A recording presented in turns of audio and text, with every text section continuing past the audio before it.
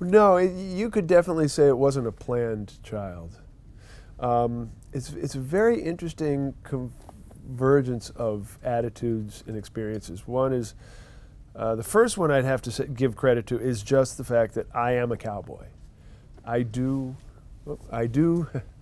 train horses, and I've roped cows, and I've evented in like novice rodeos, not professional, and like I say, trained horses. And we even moved from San Francisco to a place called Carmel Valley, which is near Monterey, which is horse ranches and vineyards. And so I could ride, and I had a horse, and I trained, and I would compete when I wasn't out on tour working gigs. So there I was in that culture, even though musically, I'm still playing bebop and straight ahead jazz. And another thing that had slowly begun to bug me, and of course I've been highly misquoted on this, so there was a time in the late 80s particularly, when Wynton was really emerging as the king of everything and they kind of put a clamp on the vibe of jazz. Like what jazz was this sort of staid, the suits and the stern and even the stylistic bent of what was hip became very narrow at that moment. And frankly, I resisted and resented it. I was playing, Wynton is of course musically, it'd be stupid to even say anything. He's just a phenomena. He's so musically great. I love him. But I'm not going to let a kid who isn't, tell me what jazz is about. I've been doing it all my life too and have devoted my life to it. So particularly when I played with Dizzy Gillespie and I'd played with Bobby Hutcherson and Freddie Hubbard, you know what I mean? It's like, hello, I know there's another way to do this too. And it's all about everybody being individual. It's not about conforming. It's like, it got weird. I was almost looking at jazz and going, wow, I didn't realize that nonconformists could have a uniform. Total. Anyways, so I guess there was a big knee jerk in me about getting away from the overall seriousness of the vibe. I'm not saying I'm very serious about my music. That's what's fun for me, and to challenge myself. But just in terms of the presentation of the music, I believe it should be inclusive and it should be partying and people should know how much we're having fun together, and there is a point of entertaining in it, and it's all okay with me. And so that was this feeling welling up in me about how the music was under the control of another influence at that time. And I was rebelling in my own way. And so Cow Bop became a focus for that in certain ways. But the other thing was, I'm out in I do these cowboy festivals because I'm riding and I'm roping and I'm hanging out, and the guys were all playing music. And then one guy came to me once and says, "Yeah, you play, don't you? And your wife sings?" I said, "Yeah."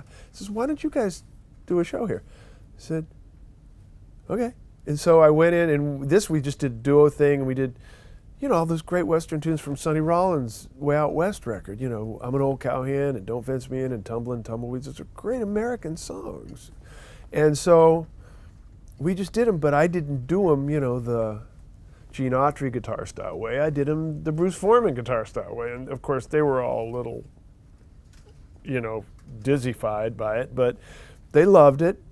Some of them. Some of them were a little, the purists, but I got through it. And then next thing you know, I'm playing this music, and all these musicians are finding me because they want to be part of it too.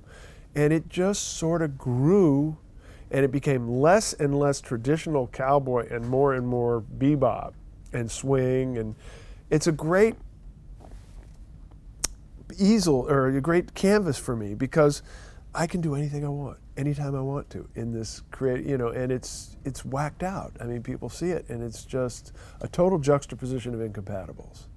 First of all, you see people dressed like cowboys playing straight ahead jazz, and then a comedian, and I'm doing what I want to do, and we're doing all these things, and to me, it's just a great sort of like, it's who I am. I mean, that's what everybody always told me we were supposed to do in jazz, and it's always what it was. Everybody who I ever grew up playing with they were crackpots. They were just the weirdest, most interesting individuals, the people you want to hang out with all the time, because they're just surprising and brilliant and quirky, and, you know, and so this is just kind of, Cow Bop has just grown in its own way, and it's really cool. I mean, and I like it just as much when people are offended by it as when they like it. And to wit, I mean, you were there yesterday, I think. We had Terell and Wycliffe Gordon and Gary Smith, everyone who wants to play with the band. You just have to wear a hat, though. No, I didn't bring enough hats. That's unfortunate. I saw Ada with a hat. Ada, we brought one for her because she was on the gig. Okay. But Bring more hats. and it would be nice actually sometime on the cruise to bring the real band, because what you experienced was just sort of the tip of the iceberg. What we could do with a little bit of rehearsal. There's a whole lot of interactive and musical stuff. Again, it was arranged, but it came up very organically because we work all the time. And it also gives me all this freedom to take a song and imagine what kind of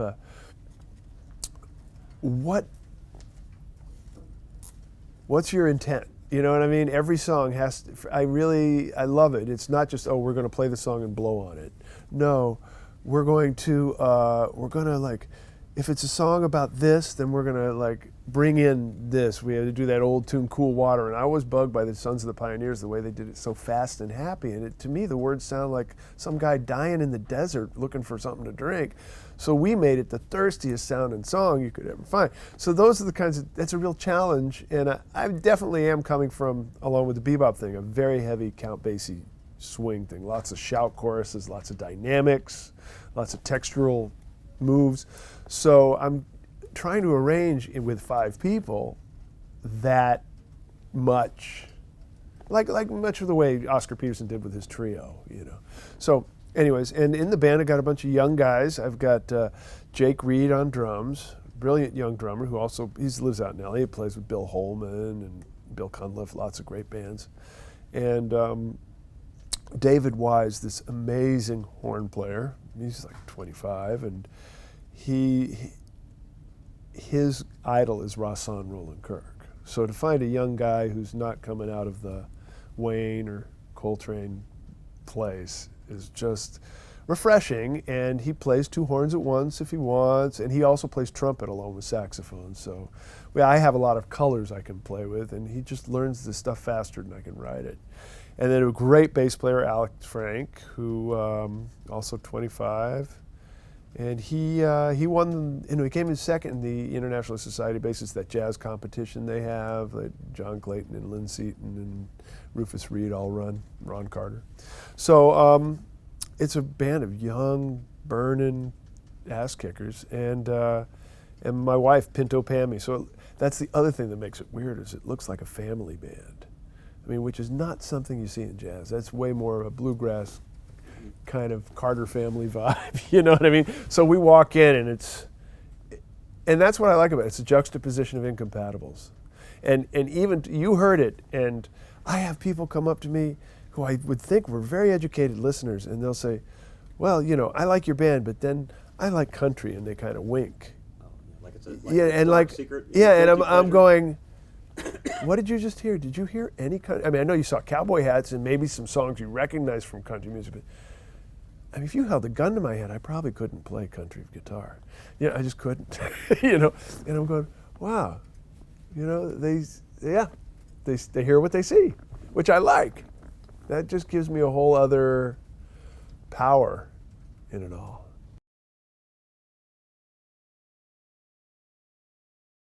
There are 4 records with Cow Bop now. We have Swingin' Out West, Route 66, Too Hick for the Room, and California Swing.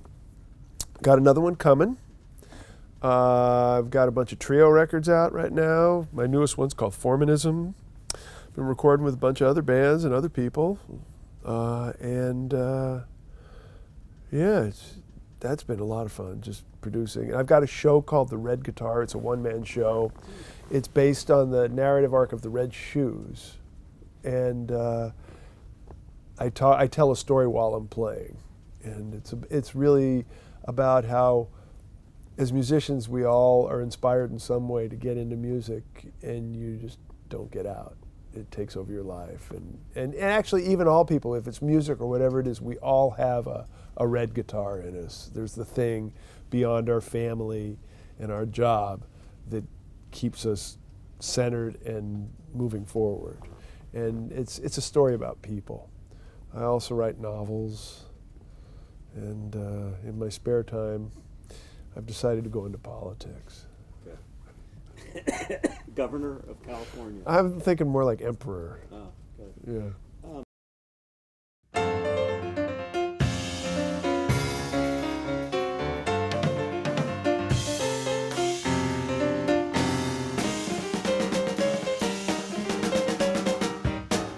Oh, I'm Willie Jones, the fourth, and I'm going to do this in the first take. I'm Willie Jones the fourth, and we're on the Jazz Cruise, and you need to go to jazztimes.com if you want to be hip and in and know what's happening in the world.